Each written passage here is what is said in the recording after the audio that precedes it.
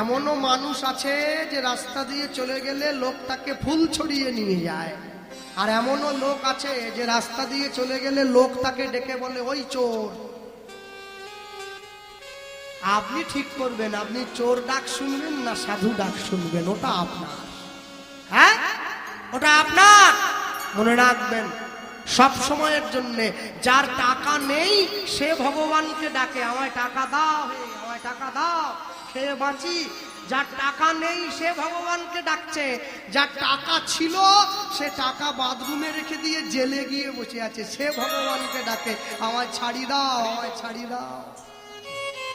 ভগবান বলে আমি কোন দিকে যাব, তোকে দেইনি তুই ডাকছিস, ওকে দিয়েছি ও ডাকছে, মাঝখানে গরিব কীর্তনিয়াটা পড়ে গেছে।